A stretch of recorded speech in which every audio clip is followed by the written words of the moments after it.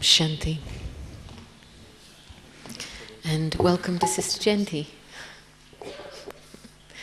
So this evening we wanted to do something slightly different and draw out some more treasures of experiences from Sister Jayanti, and also introduce a fresh new face, Brother Costas, who will introduce himself in a minute. But often the intergenerational conversation that can take place in a dialogue and the treasures that can come out from the experiences of both parties can lead to a very rich dialogue. And so today we're going to be conversing with Sister Jayanti, and Brother Costas will take the lead. And I have to commend his courage, because I only asked him this morning and he said, my heart was here and now it's here. And so it's very courageous of him. And the heart is here. Well, it's gone from there to there to there. No, it's back here. So Brother Costas will start us off, and then let's see where we go. And there'll be some opportunity, perhaps 10 minutes before or 5 minutes before 7 o'clock, for about 10 minutes for some input from all of you as well, before we go into meditation. Costas, over to you. Thanks to Gopi. First of all, I want to say this is a very big opportunity for me to ask questions that I had when I was sitting there, and I will be sitting in a few minutes after this, to Sister Jayanti. Tell us who you are and how long you've been with Baba. Thank you, yes. Well, my name is Kostas. I have been almost 11 years with Baba, and I have been since I was 19 and a half. And I came to Gyan, like most stories I hear, through an experience, and I saw then interest into Brahmin life a lot. And after a while I decided that this was my life, this is what I want to do with the rest of my life. So after a year and a half, Drama came, and Brother Anthony from Greece asked me to move with him to Athens Center. So I stayed there for 7 years. And after that, Drama came, and I stay now in a small sub-center in another place. So this is my story. Thank you. So as I grew up as I was growing up, and the time came for me to surrender my life, in terms that I wouldn't follow any business life, or like a career or something like that so much, and other things. I had this inner feeling of I was just like sitting on a port, and one of my foot was on the port, the other foot was on the boat. And after a while, in the beginning the boat was there, and after a while the boat started going away from the port. And I had to put my 2 foot on one place, and my 2 foot went on the boat, which was very nice. And after that, everything was very nice and fairy tales and fantastic. And after a few years, I got more realistic. I had to sustain myself more and more, and face, as everyone, my own situations, face my sanskaras. And living in a main center of a country make me grow up fast. So, in a way, my first question is, Sister Jayanti, does a senior like you has a similar story of growing up in knowledge? A little bit different also, in the sense that I knew Baba and I knew about Gyan for many, many years, but I didn't decide to put even 1 foot on the boat. I stayed on the shore. And then a certain moment of time came when 1 foot came into the boat, but that period was just a period of 6 weeks when then 2 feet came into the boat. And yes, I've been in the boat ever since, a long time ago. And yes, the most difficult thing to face is the discovery of one's own sanskars, and the realization that we project ourselves outside, and we forget that it's by looking inside that things can be resolved. Okay, very nice. So the second question goes, when I surrendered my life, I surrendered because of these beautiful experiences in meditation with Baba, and they were so beautiful that I wanted to do this all my life. But it was a different thing, surrendering my life to a family. And that came as a package. So, because I didn't know I would marry a family. I know I would marry the truth. I like the truth very much, actually. And the family came after the realization and the responsibility of it. So, can you clarify what does it mean to surrender your life to God and to surrender your life to the spiritual family?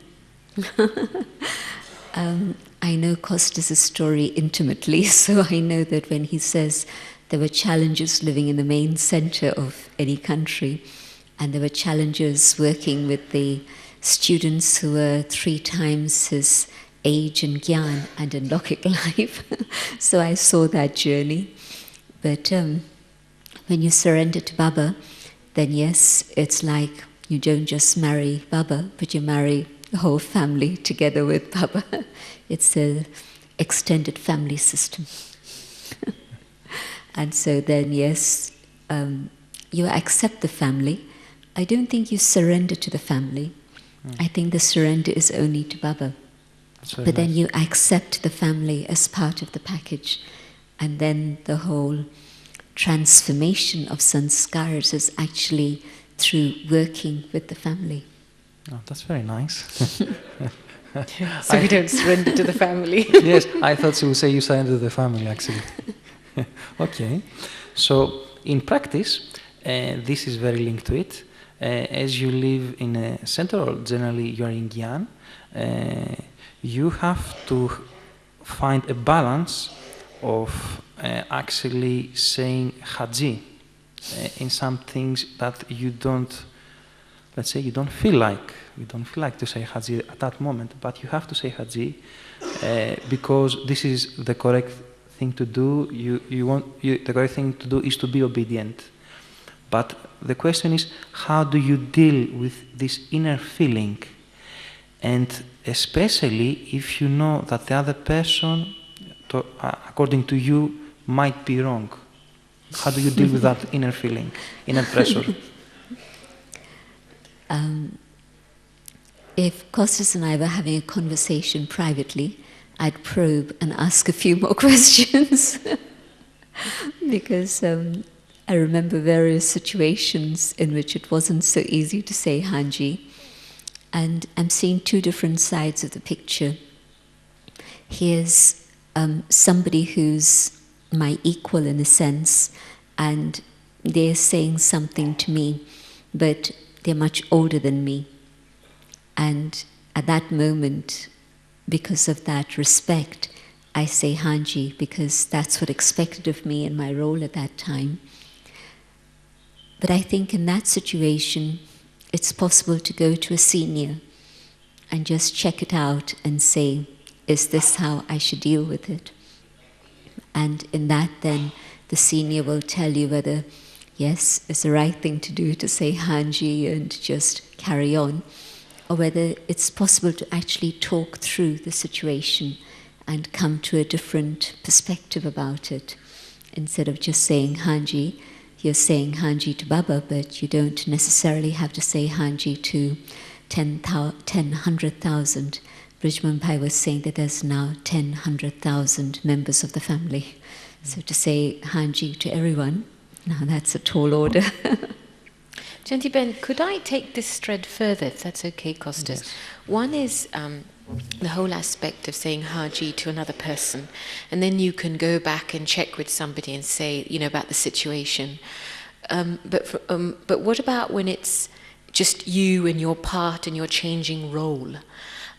When, the service you do increases, many tasks increase, you can't say yes to everything simply because you can't be everywhere and you can't do everything. At what point can you accept in your heart maybe not the part is changing, but is it my role that's changing? How do you say no without losing Haji?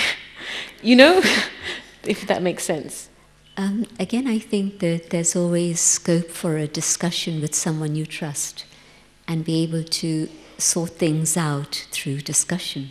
But then also I think that if here's something that I'm doing and I'm just stepping away and throwing it away, then that's not the right thing to do.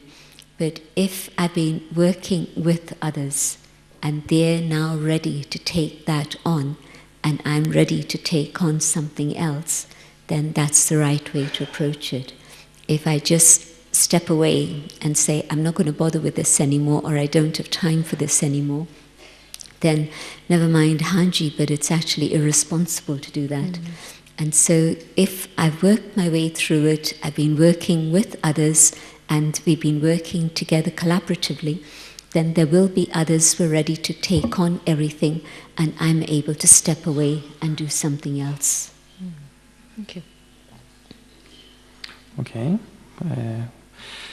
The other side that I did want to mention, which I hadn't taken up this aspect, but when I said to Costas there's two aspects, there's another aspect, at least for me, and that is when there's somebody who is senior to me in role, in gyan and whatever, and they've asked me to do something, and then to say Hanji to them seems the right thing to do, but it's difficult, it's challenging. But again, I think the key through all of this seems to be, what's coming out to me at least, is communication. To be able to communicate to the senior what is your position, what is your perspective, and why it's a challenge. And the senior maybe can explain what it is I need to change within myself, so that then it's not like a huge jump that seems impossible, but I look at it differently and I understand the need for it, and maybe also I understand what it is I need to change within myself. Jayanti, just one extra question to that is that the first aspect is understanding what I need to change. From any of your situations, when you've been in a situation where your feelings towards something are so strong that you can't say Haji, okay, you go to a senior to get information to clarify, but that may not always change your feelings, and you want to say Haji, but you can't. So at that point, how have you worked with yourself to bring yourself to a point so that your feelings shift and change towards that? And you can say Haji, and you can surrender with grace without forcing yourself to go into something. I suppose I've been very fortunate in that the person I've been working most closely with for most of my time in Gyan is Daddy Janki directly. And so when she's given me an instruction, yes, sometimes it's been not so easy, it's been challenging. And then she'll know from my face, or she'll know from my conversation, and she'll say, okay, wait.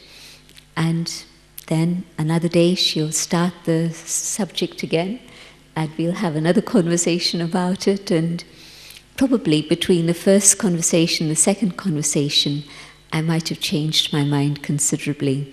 I want to give two examples of this. One literally 40 years ago, and one just 3 months ago. And so one situation was where 42 years ago, she was telling me when I'd surrendered and I was living in India, then she said to me, you have to go to London. And that was the last thing I wanted to do. And she had to tell me several times. And then it was actually Baba who had to tell me before I was able to overcome the resistance and the fear and the questions I had about going back to London. And then finally, when I said yes, I got back to London, and it was as much of a challenge as I'd expected. It wasn't that suddenly everything became easy just because I'd finally said yes, but it was very challenging. But I understood the need for this step, and so that made it possible. I was able then to take power from Baba, Shiv Baba directly, just simply yoga, and then prepare myself for whatever was needed. But that was a very, very big step to take, and it was Dadi's inspiration that then made so much happen afterwards. So in retrospect, you can see that it was such an important thing that she was saying, and it took me a while to understand it. And then a few months ago, she started talking about Karachi. In fact, this was around summer last year, and then there were already 2 people who'd gone to Karachi, and then another person went to Karachi, and then she was asking me to go. And this was later on in the year, because we were getting very interesting news from there. And I didn't have a desire at all to go. And I made the program, and when I actually went there, it was amazing. I think it must have been one of the most fascinating experiences I've had in all these years, and Papa's given me a treasure store of experiences, but this was really, really an amazing experience. And before I'd gone, I'd begun to understand why Dadi was so focused on this place, and I felt that from all the news I was hearing that it was really a situation that was very fragile in physical-logic worldly terms. And so it needed to have some spiritual input at this moment. What would happen later on, who knows? And so this was a time to be able to give that input. And when I went there, I could see the huge response and the need of people there. And so it was very interesting for me. And so now when she asked me to go for a month, I was ready to say yes. And I haven't been out of London for a month except to Madhuban for, I think, about 25, 30 years. And so it feels as if it's very significant. And so you learn through the years to trust and to know that if someone like Dadi, for example, is saying something, there's a lot behind it. Maybe they don't even know on a conscious level themselves, and Dadi certainly knows nothing about the news of what's happening there. She doesn't hear radio or watch television or read newspapers. So on that Lokik front, she knows nothing about it. But yet she's had this very, very powerful inspiration. So I'm just seeing that, there are the Dadis especially in particular, I'm thinking about that when they get a touching and inspiration, it really is that very powerfully, directly from Baba. So it sounds like the 2 principles actually, that putting aside even Dadi, because it could apply in perhaps a relation, is understanding the benefit of what you're walking into on one level. And the second level is having the courage to face that resistance and knowing that actually when you go with the flow, anything that has resistance, because I've had a similar pattern, I know that it's going to be amazing when I face it and go through it. And that then keeps you separate from whoever asks you to do anything, if you're able to apply. That's what kind of I draw out as you... Yes, I think you put it very eloquently. Yeah. Okay. Staying in the subject of Haji, sometimes you meet some people that, to give something more specific, that they are a little bit pushy. And yes, you do sometimes, don't you? Not often, but sometimes. And it is in drama, I do not know if I'm mistaken, but tolerance doesn't work. I mean, it doesn't work for me, maybe for others it does, but maybe it's not the correct thing. So the question would be like something like, do you, in Brahmi life, have to learn how to put limitations? Is that a practice in Brahmi life, or, Haji and love all the time? Boundaries. Boundaries. It's very interesting because Costas is really, really coming out from his own experiences. Yes. And if you look at the chart of the 8 powers, you'll see that on the one side there's tolerance, And directly on that axis, on the other side, do you know what that power is? The power to face, correct. So tolerance on one side and the power to face on the other side. And so in a sense it is the sensitive balance that you have to keep. To what extent do I tolerate, and at what point do I say, well, this is now the limit, and now we don't go beyond these boundaries any further. And in between those two powers, there's another one sitting here, and you know what that is? The power to discern. And so the power to keep the intellect very clear, so that it's not that it's my reaction of my sanskaras that's saying, because here's somebody who's very forceful, and here's my sanskaras which might also be equally forceful. And so I'm saying, I'm going to face up to this one. But that's not really what Gyan is telling me to do.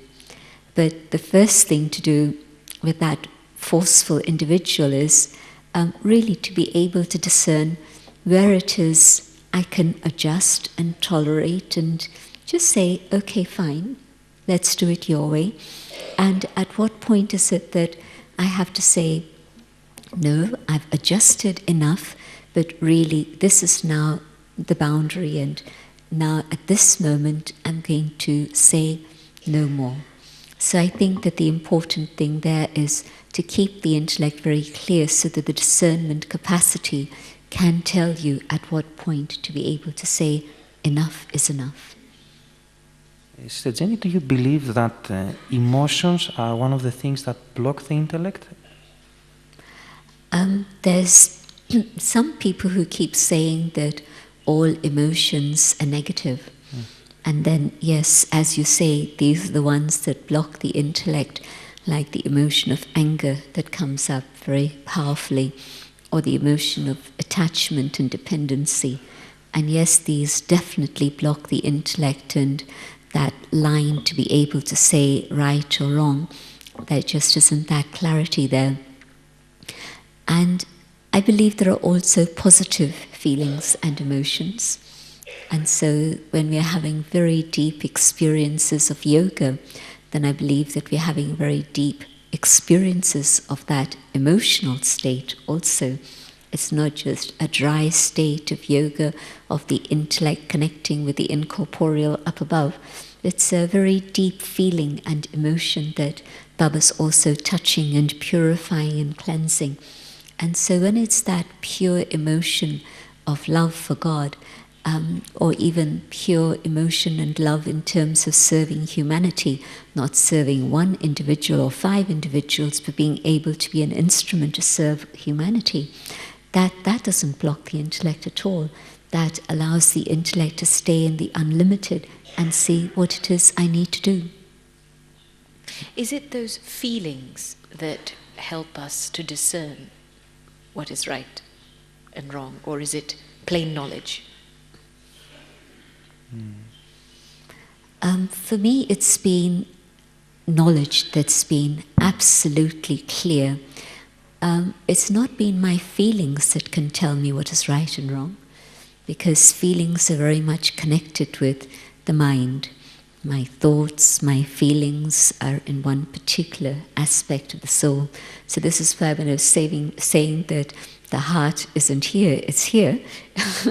It's because our feelings are connected very much with the soul, of course, but also with at that aspect which we call the mind. And the conscience and my capacity to discern, that's very much connected with the buddhi, with the reason, with my understanding. And so knowledge, not in the sense of what did Baba say, point 1, point 2, point 3, point 4, but how deeply do I understand Gyan? And also connected with that, what I understand and my belief systems are very deeply connected. So my buddhi is also the container of my belief systems. And so my belief, Baba uses this word, do you have the faith that you are a soul? Baba doesn't say simply practice soul consciousness. Baba keeps using this term, have the faith that you are a soul. And so my experiment with that has been to understand that the belief that I am a soul, the faith that I am a soul, when I look at something from that understanding and awareness, then it's very, very clear understanding what it is I need to do. Which is why the situation comes up that you were talking about earlier, that deep inside I know that what I'm being told is right, but my feelings haven't yet learned to accept it. And so what I have to do is go through the process of seeing, well, what is happening to my feelings? Why are my feelings the way they are? And sort that out and clean it out with Baba's remembrance. Thank you. Something practical now. As you live your Brahmin life, work, run up and down service, sometimes when you're tired, you feel like you want your own space, like to take some things away from your head, relax. Is that a sign that you're stop saying Haji when you want some time for yourself or something like that? When the Dadis had their 13 years retreat, that was a lot of space that they had for themselves. I'm thinking about Karachi still, you can see, because it was 14 years, but the other year was in Abu. And so the 13 years, my awareness is still locked up with Karachi because it was 13 years there and then the move. But after that, they've never really given space to themselves. They had that time for a proper transformation period. And then afterwards it's been, yes, Amrit Vela, meditation, morning class, and then you carry on with the whole day's routine of service. And so it's a little bit what they then expect of us. But then where now very much the Dadis are encouraging 5 days bhakti, periods of silence, and however many days that you can give yourself, 3 days, 5 days, 7 days. What I've been hearing is that since January, every group that's come to Madhuban, they've had periods of bhaktis in this way. So I think to take silence for the self and create that space for the self is very, very powerful and beautiful. But I haven't been in the situation where I say, well, I'm going to go away and just simply run off somewhere, and that's space for me. But I've been able to find my space through taking a few days off at Worthing, a few days off in Oxford from time to time through the years. And that's been very, very helpful. And maybe what we need to do is actually make it part of a Brahmin timetable, that within the year, just as we plan time in Madhuban, but sometimes Madhuban becomes also a time of family and community and meeting, which is very beautiful and powerful, but we don't always manage to create that space of a few solid days of silence. And I think that that's what we need to do. I think that's what time is really now pulling us to. That's very good. You answered my next question also. Okay.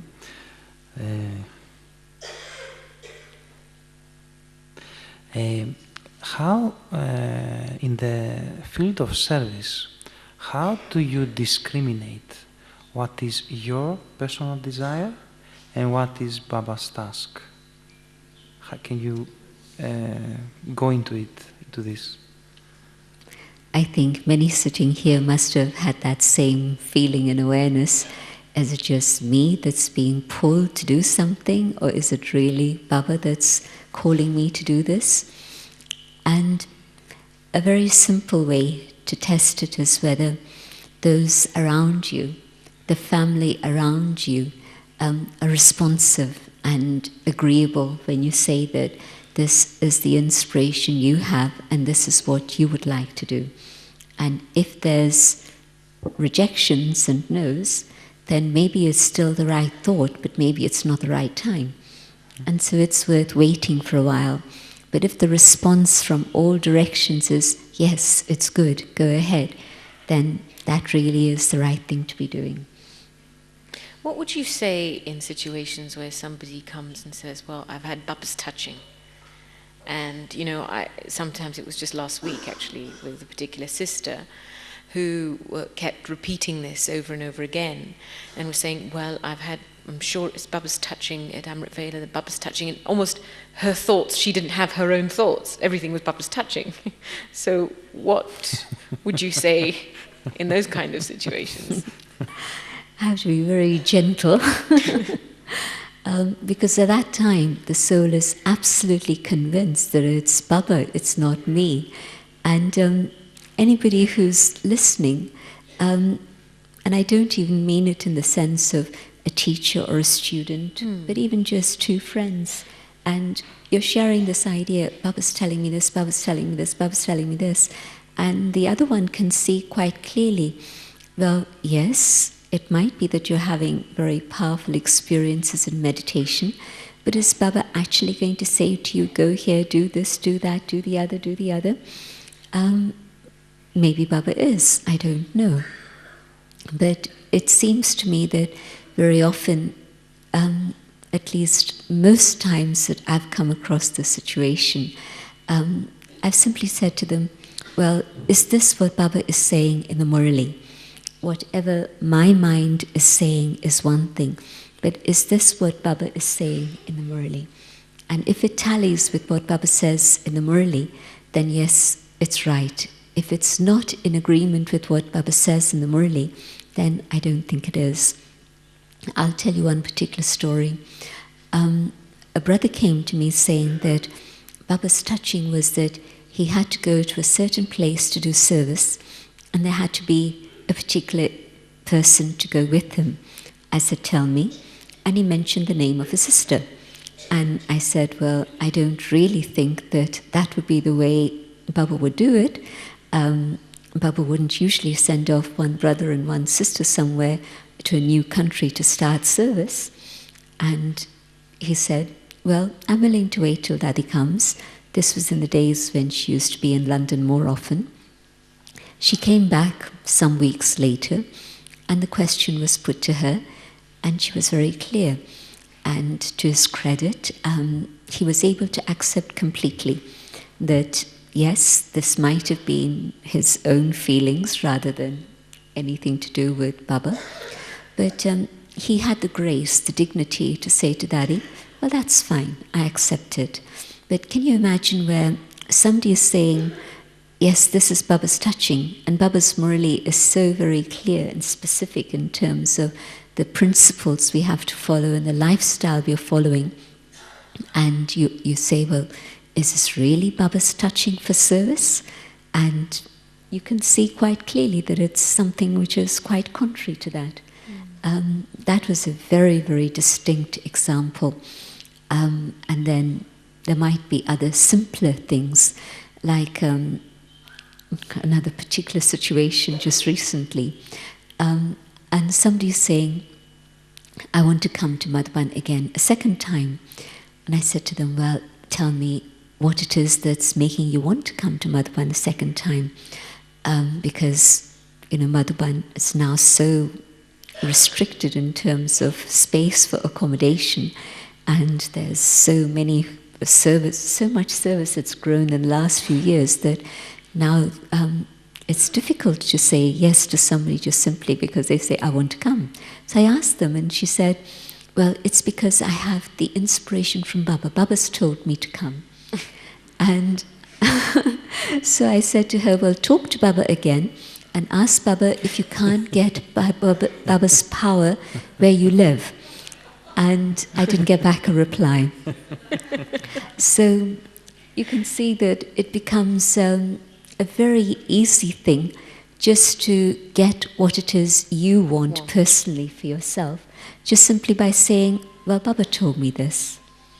I've really seen, I'm sure that there must be that 10% maybe where, in a very genuine way, Baba is touching those souls. But 90% of the time, that's not been my experience so far. You were just reminding me actually something of what Daddy had shared around this subject a few days. And if I'm recalling it correctly, she was saying that when we become soul conscious, then at that time, at the right thought emerges for the task. And I asked her, so how do you know that it's the right thought and not your desires? She says, because it'll only be one thought, not many thoughts. There you go. Yeah. Jayanti, what has been your bigger challenge in service? The family. The family, yes. Mine too.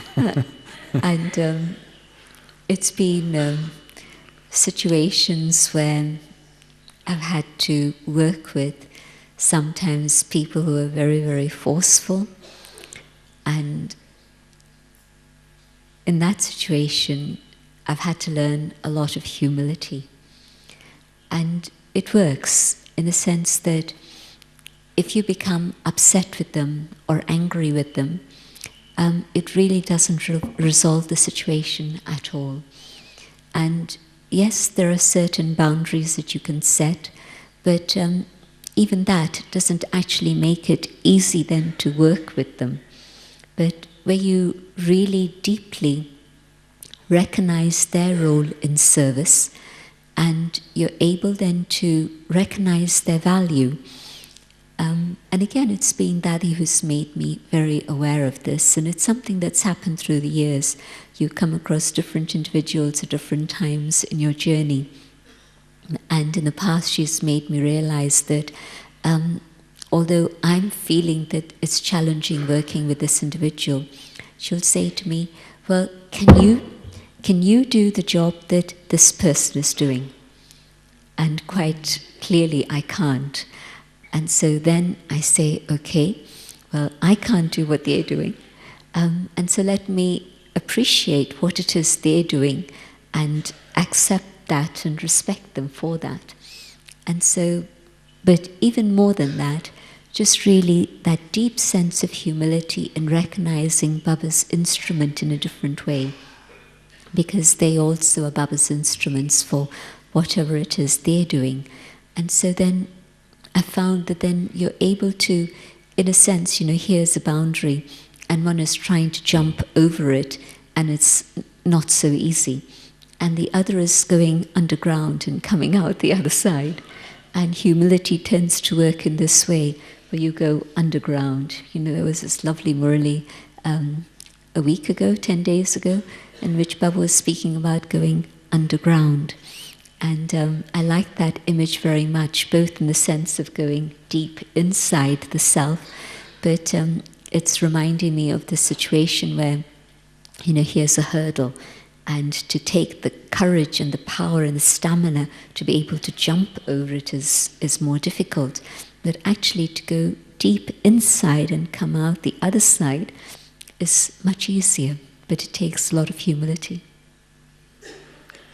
Could I ask just one more question related to this? Is that often when we think about surrender, maybe the thought is it's a final state or a final destination that we have to get to. And as you were speaking, I was kind of feeling, well, what comes first? Is it humility and then surrender? Or is surrender a process where I keep surrendering, and then I'm able to imbibe humility? I've never seen surrender as a destination, because I suppose for me surrender meant right from the time that I said to Baba, Baba asked me the question, Brahma Baba very directly, child, what it is you want to do? And I said, I want to surrender, Baba. And so that was way, way back in June 68. And so my journey of moving towards my destination was then perfection. Before Gyan, I never even thought about any destination in that sense.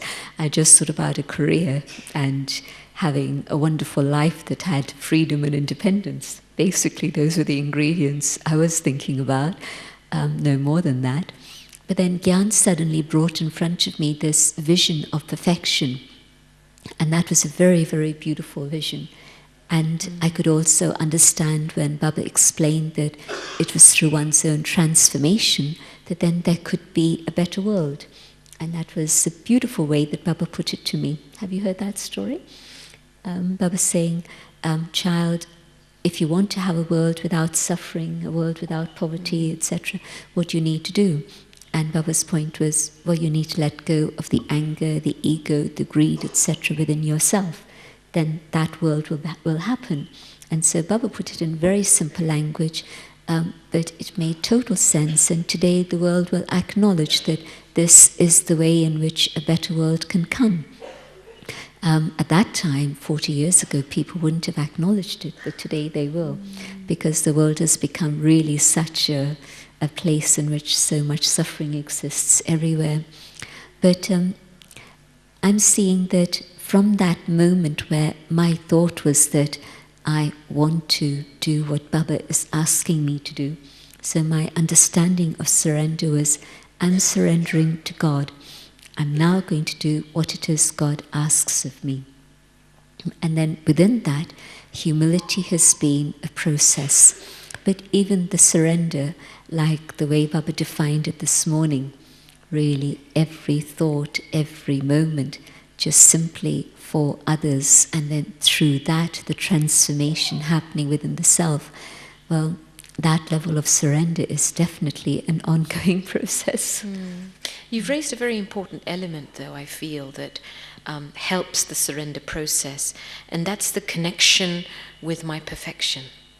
Now, sometimes, I hear Brahmins say, I love Baba, I have a good experience of Baba, but my complete and perfect stage, I don't think I've ever experienced that. So that's why it's difficult for me to surrender in certain situations. So what advice would you give to enable someone to develop a relationship with their perfection so that it becomes a tangible and a feeling?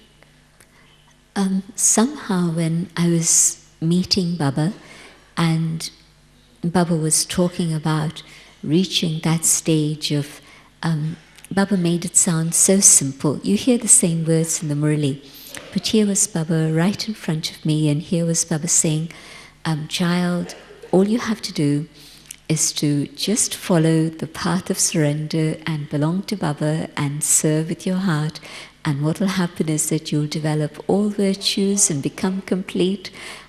You'll be 16 ancestral degrees complete. And to me, it sounded so simple.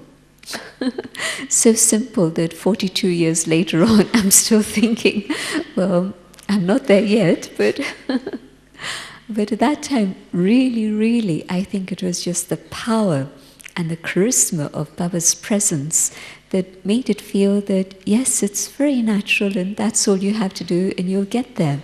And so perfection seemed very, very close. It wasn't far away, distant at all. And I think of today, if perfection seems far away, maybe we just haven't given ourselves that time to reflect on it and be able to feel it and come to that awareness. And so this is why I think Baba's given us this drill. Not just Shiv Baba, incorporeal, but also Brahma Baba, the angel. Feel incorporeal Shiv Baba pull you out of all the limitations to that final stage of just being that pure, perfect soul that you originally were, but also keeping Brahma Baba in front of you and being drawn into that angelic experience. It's not just Brahma Baba the angel, but you also in your own angelic form. I would definitely recommend that while you're here in Madhuban at least, practice this awareness of the drill that Baba gave us, and you'll feel that that angelic form is truly my own. And you'll also be able to see how when there's things that are not right that are happening in the 50 minutes apart from the time for being with Baba specifically, then you'll know very easily whether when you're able to go into that incorporeal and angelic stage easily, whether things are okay. And if you're not able to do that, well, there's things needing to be sorted out. But yes, it was the very, very powerful experiences that I had with yoga, with Baba's love, with Brahma Baba, that made it feel that everything was possible. And I think, again, if we were to increase our experiences of yoga now, then again you'll begin to feel that really it's possible. I will go back to the discussion about relationships with the family. And my favorite thing when listening to a senior is that they always tell us the inner steps between where we are and the aim. Like Baba says the aim, but the seniors tell us what to do. Like today, when Gopi told me, you get up on the stage and you speak in front of everyone, I didn't know what to do. So she gave me some very good hints how to feel comfortable, and I practice and I feel okay. So Sister Jayanti, some practical hints which are the best. How do you renew your vision towards another soul? And what does that mean? Do you totally forget what they have done? Or do you you don't keep in mind their sanskaras? Because if you behave with that person in that way, you might get into disagreement, they might get upset, as you renew your vision, you do not see their defects? And how do you renew your vision? It's interesting that in recent Murlis, the maximum amount of time that Baba has been spending is on the training of how to work with the family. In the Murli on faith, you can see that it was a little while ago, but in this season, the majority of that Murli was about faith in the family. And in recent times also, I think it was in the Murli on contentment again, Baba talked about being content with the family.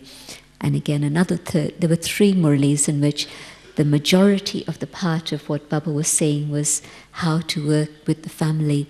And Baba's been giving his own example. I think twice Baba's given Brahma Baba's example of how Baba's carried the load of the yajna, the responsibility of the yajna, and even knowing that so much was happening, yet Baba again had to inspire souls and forget everything about them and help them move forward. It's been coming up a lot in Baba's Murlis. And so really, and Baba reminded us that this is the family that you're going to be with through the whole cycle. 84 births with this family, the role in Satyug again with this family. And so I think that it's a signal from Baba. I don't remember 3 such Murlis in sequence in which it's been family, family, family that Baba's talked about so much. So I think that Baba's seeing that at the present time, what's happened is that instead of remembering Baba, we get caught up in the sanskars of people. And I think that maybe for me, the step has been to always be aware that my surrender is to Baba. And my connection has to be with Baba. And now, yes, I'm having interaction with this particular individual, but let me keep Baba between me and them. And I don't even have to think about their past and scars and whatever, because they're responsible for their karma and their sanskars. But if I keep Baba in front of me and I engage with them in that way, the first thing is that I at least don't react with them. I'm able to stay calm with them. And the next thing that happens is that because they see that they're not able to shake me from my stage, then they begin to respond in a different way towards me also. And third step then comes where we're actually able to work together with respect. But first it means my being able to take such power from Baba and keep Baba with me so that then I don't react to whatever it is they're saying or doing. never mind what happened in the past, but we continue to react in the present moment. And so the past isn't just the past, but it's building up more and more karma at the present moment. I don't want to build up any more karma. I want to settle karma. And so to keep Baba in front of me, between me and them. Jayanti, is there a connection between my reaction to someone and someone's sanskars and nature and what I haven't taken from Baba?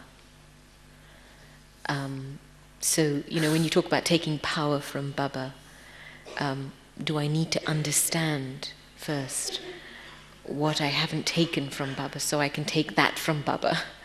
And then how do I find out? You know what I mean? It feels like it's connected in some way. You tell me.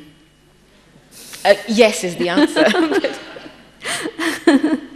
If you're able to work this out this far, then I thought you'd be able to take that little step further. Yes. But it's a reality. Here's somebody and they're able to be fine with this particular individual, and I'm not able to be fine with them. So what's going on? They're still the same individual that they are. And it's okay with this one, but it's not okay with me. And so what is it within me that's the reacting factor? And so let me take something from Baba that I need to stop the reactions. Once there's reaction, then it just multiplies and multiplies, and there's not going to be any end to it. And so I have to say, when they're going to say anything, who knows, I can't wait for that. But what I can say at that moment is that, Baba, that's it. And now what I'm going to do is to just simply hold my tongue. Maybe there's still reactions going on inside, but first step at least, I'm going to hold my tongue. And then further on, maybe more power from Baba, and it's not just suppressing what I'm feeling, but I'm actually transforming what I'm feeling and truly able to see them through Baba. Not just them as they are, but through Baba as Baba's instrument. Thank you. So, processing going on the stage here. I think we can throw this out, right, Costas? Yes, we had a pleasant time here asking questions. Do you have any questions to ask Sister Jayanti?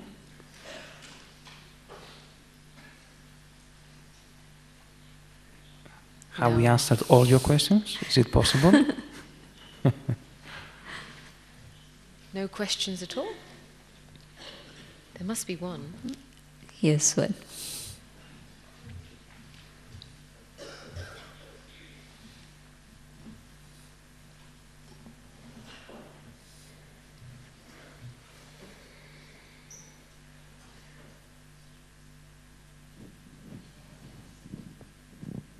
It's on. Good evening. Brother Nick from Chelmsford, Essex in UK, just got here. My question is actually about Brahma Baba. I have never seen any video or film of Brahma Baba, only pictures. Did because everyone said he has this charisma, and everyone said that there's this power from him. Did he walk in a certain way and sit in a certain way all the time? Was he jokey? You know, like Brother Nuer.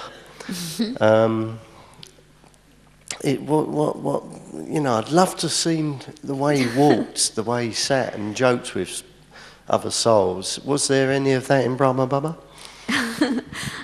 Brahma Baba was so wanting to stay in the background that even to take a photograph was difficult. You had to persuade Baba to be available for photographs, and definitely Baba would not make himself available for any. In those days there were movie cameras around and people would sneak in a camera here and there, but Baba would say, no child, don't worry, nothing to do with this. And the film that I have is just in here. And I don't know how to show it to you externally. But yes, very, very beautiful royal way of walking, very beautiful way of sitting. The only time I saw Baba sitting on a chair was at the dining table. Otherwise, always I saw Baba sitting in a semi-lotus posture. The little mattress that's in Baba's room by the translight, on one side you see the bed with the 4 pillars, on the other side you see this little mattress that's there. That was Baba's seating area, and so Baba would actually sit there, and that would be Baba's posture. Oh yes, and Baba sitting in the office. Sometimes Baba would sit on the chair there, but also again very often on that flat sandali, they called it the sandali, the table, whatever it was. So Baba would sit on that sandali and do the office work even. So Baba always seated in that posture. But yes, Baba not averse to a joke here and there, and Baba involved in fun and games and playing badminton, and Baba playing cards with the children when it was monsoon time and not much activity going on, and Baba cheating a little bit to make us laugh. And it was with Didi. It was Baba, Didi, my Lokik mother, myself, my Lokik brother, and Dadi Jayanti observing. And Baba was playing cards with us. And Baba was doing something that, in a way, you shouldn't. And so Didi said, I caught you, I caught you, I caught you. And Baba looked at her and laughed and said, well, I was testing you to see how alert you were. So Baba didn't mind at all teasing the children and being teased by the children. Yeah.